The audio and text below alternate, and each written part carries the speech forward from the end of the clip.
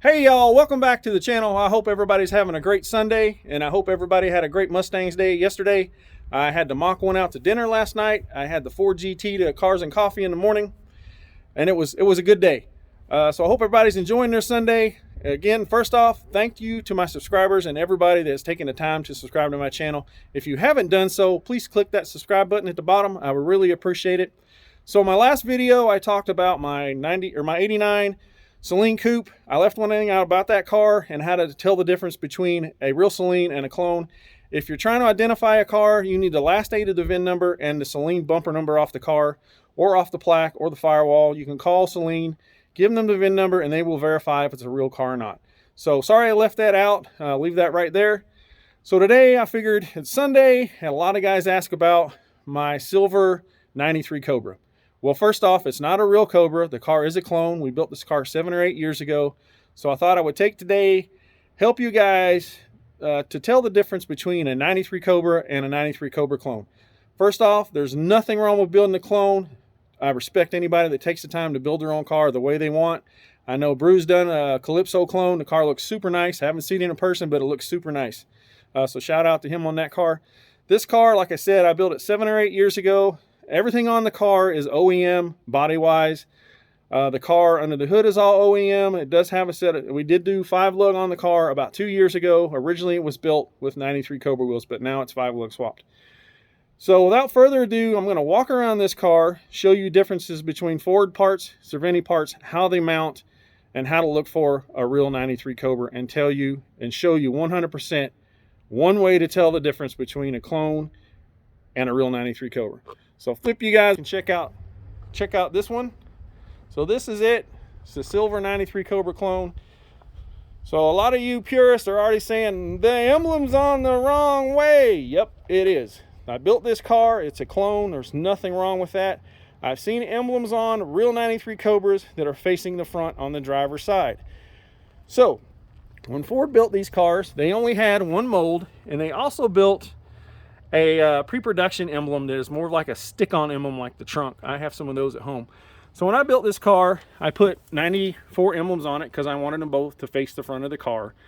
Correct 93 Cobra, the emblem on the driver's side will face the back of the car. Also, you find some of the purists say, oh, the Fender emblem's in the wrong spot. Now, mid-year 93, Ford had a lot of cars getting the emblems stolen off of them, so they started shipping the emblems in the trunk with the center caps and the floor mats and owner's manual. That's why you'll see some later Cobras, you know, you'll have an emblem over here or up here. That doesn't mean a car's been painted or wrecked. That could possibly mean, or it's even a real Cobra, that could possibly mean that it was dealer installed emblem, and that's just where the lot boy stuck the emblem. They didn't send a stencil to tell you where to put it. It just said center on front fender. That was basically it. So we'll step back on the car. Like I said, when we originally built this car, it was 4-lug. We had the correct 93 Cobra brakes all the way around it, full wheel, 4-lug disc brakes. We had a set of super nice, almost OEM original, mint in the box Ford Racing 10th anniversary wheels that we decided to put on the car with red 10th anniversary calipers. The original 93 Cobras are a saw blade wheel, 4-lug. They're not 5. A lot of people think 93 Cobras are 5-lug. They are not. They're 4. And the 93 Cobra would also have disc brakes in the back, 4-lug. That setup is basically a Ford Thunderbird Turbo Coupe disc brake setup in the back. It does have different hard lines and a different rubber hose on the back. But you can use a Turbo Coupe setup if you're building a clone. Now, first off, we'll get to the rockers, the differences between OEM and Cervini. The OEM 93 Cobra rocker, it was actually designed by ASE McLaren. If you take these off and you flip them over, you'll find an ASE McLaren part number on top and then a Ford part number below it. ASE McLaren didn't use the GT molding. They basically cut it off right here. I'm sure it was just a different mold, and Ford upgraded that mold to adapt the GT molding. So if you look at some 87, 89 McLarens, you'll see the same rockers on those cars.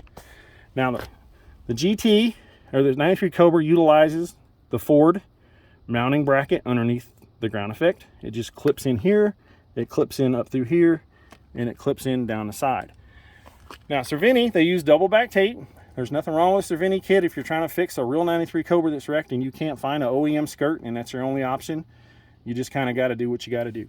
But on an OEM kit, it clips in. Cervini comes up the rocker inside the car. It overlaps the rocker. They tell you to use screws here and in the center and double back tape on the back side of the skirt to mount a Cervini part. Go to the front of the car. Again, this is a Ford part. You've got a metal retainer behind this here, and you've got a metal retainer back here that it clips into. 2 screws on the bottom, 2 screws down the side. Again, Cervini, double back tape here and down the side like factory. Now, front fender extension, it's a little more difficult to tell a repo from a Ford because they did a really good job designing that fender extension. It fits on a Cervini. Again, we're back to double back tape here. And they actually retain the original metal bracket down here that bolts to the bumper cover. So that's why it's so hard to tell the front fender extensions. These are OEM. There's a metal bracket that goes back here with 3 studs, and then it nuts in on the back side of the fender. We'll go to the grille insert. Grille insert's easy to spot. On a Cervini grille insert, there's a screw here and then a screw here over in this corner to hold it on the bumper, and double back tape across the top.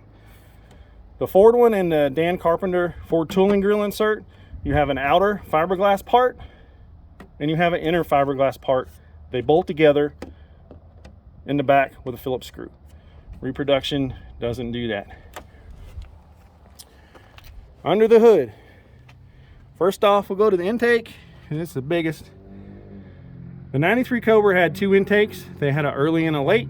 This is a late intake. Well, how do you tell the difference? This ridge is what we call the ridged intake. This is a later intake. We also have what's called the flat intake. The flat intake obviously doesn't have this ridge, it's self-explanatory. It comes straight up and rounds. The whole side is completely flat and smooth. Now, we're not sure what number of cars those ran to. I think we've seen some all the way up to car 600. If anybody knows for sure where they stop, just let us know. I've had 40 93 Cobras and 2 93Rs. I don't have any idea where they stopped. Next, we'll move on to vacuum tree. It resembles a 4-cylinder, however it's not. On a 4-cylinder, this very bottom vacuum port is angled out. On a 93 Cobra, it is straight. Brake booster. They used a big honking brake booster on the Cobras versus the GT. Again, this is not a real Cobra, it's a clone. I'm not trying to tell you it's a 93 Cobra, just everything on it is 93 Cobra. Now, back to the master cylinder. It is also 93 Cobra specific and is also the hard lines. If you see the rear hard line, that gold anodized line sticks out way farther than a GT. And down to the prop valve. It's kind of hard to get to. You see the prop valve? See the hard line out in the back? That's 93 Cobra specific. A GT or 50LX for the driver's side hard line comes out the bottom, not the back. We get to pulleys next. The 93 Cobra had factory underdrive pulleys. You see how the water pump pulley comes straight out. There's no ridge for the belt. And then the lower pulley is super small. On a 93 Cobra, the alternator pulley is also smaller than a stock GT or 5-liter LX. Injectors. You see the blue top, 24-pound injectors. 93 Cobras had 24-pound injectors. Mass air meter. This big old honking mass air meter. Easily identifiable between a regular 5.0 and a 93 Cobra. Also, 65mm throttle body. And this right here, 93 Cobra specific, will have an F3ZZ part number going to the throttle body. So that's pretty much it. Differences under the hood between a 93 Cobra and a GT. And we'll walk around.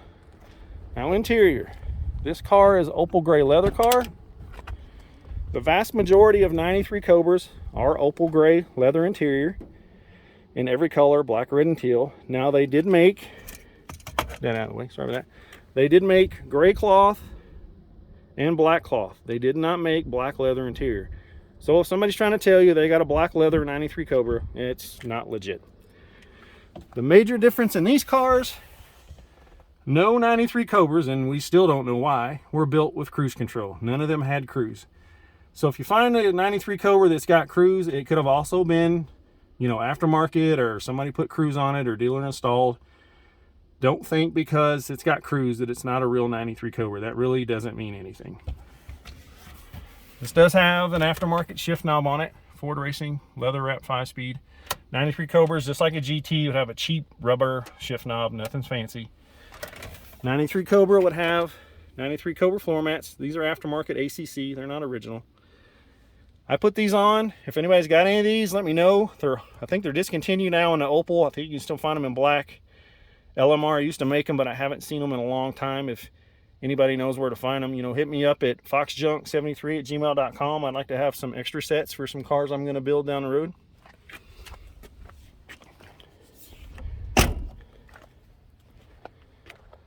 So that's pretty much this car. I'm going to show you the back bumper real quick. This bumper is OEM. Again, it mounts just like a GT.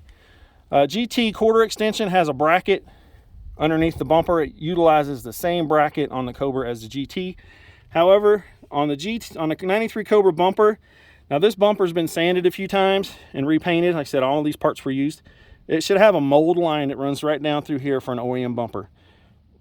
So if you see a car that is missing the mold line, it could have been repainted, or it could be an aftermarket bumper. The easiest way to tell is not that mold line. We'll go over here. The easiest way to tell is the bumper where the tailpipe goes through. Should be cut round for that tailpipe to fit through. The Cervini is not cut like that. It's oval right there, but it's not completely round. Wing, 93 Cobra wing. The only way you can really tell without taking the wing off and looking for a part number is the Cervini wing is a lot fatter than an OEM Cobra wing, and it's a lot taller right here too. The original one's more angled. On this side underneath the wing, on the very base where the wiring harness goes through, there should be an F3ZZ part number if it's original wing. So on the valve covers, the ones on the car we put for show. Now, some people think this is a 93 Cobra valve cover because it says Cobra. It is not. You hear how hollow, or just hear how that's just, you can hardly hear it. This is for a 94 or 95 Cobra. This is an original 93 Cobra. You hear the difference? So, in 93, they had a lot of complaints about rocker noise because the Cobra runs a Crane 1.7 roller rocker. And 95, they used a double stamped, if you can see right there, they use a double stamped steel valve cover to quiet that down, to minimize the complaints. But this one here, also, like I said, this is a 93. You can find these on some of the Thunderbirds as well. So if you guys are looking for correct 93 Cobra valve covers, the T-Birds, the 5.0 T-Birds ran the same valve cover. Just make sure, I mean, if it's flat like this with no Cobra, I would actually prefer the double steeled. It's quieter, less valve train noise, and it still looks 100% correct. So if you're storing a 93 Cobra and you're trying to find original parts, I hope I've helped you guys identify non-OEM parts versus Cervini parts. So I had a lot of people ask me to start my car. I'm going to do that. But for the last thing, I told you guys, I'd tell you 100% how to tell an original Cobra from a clone. In the VIN number, it should have a 42D in the VIN number. All 93 Cobras are 1F ACP 42D. If you don't have the 42D, the car is definitely not a legit Cobra. Now, if it does have the 42D in the VIN number, and you want to find out what number it is, because they made 4,993 93 Cobras and 107 Rs, you can take the last 8 of the VIN, just like Celine. You can call Ford 1-800-FORD-SVT, and they will tell you what number that car is. You don't need to ask anybody online. Just call Ford. They'll tell you. If you're trying to make sure it's a real car and you don't want anybody, you know, getting that car out from under you, just call Ford and ask them. They'll tell you if the car is real or not, or in what number it is. A lot of guys ask me to start my cars. We'll fire this one up. Now this car is a 306 with a B-cam. You got to give it up for the B-cam Mafia. You know, all you guys are coyote swap in the world, but I'm gonna tell you, nothing, I mean nothing sounds like this.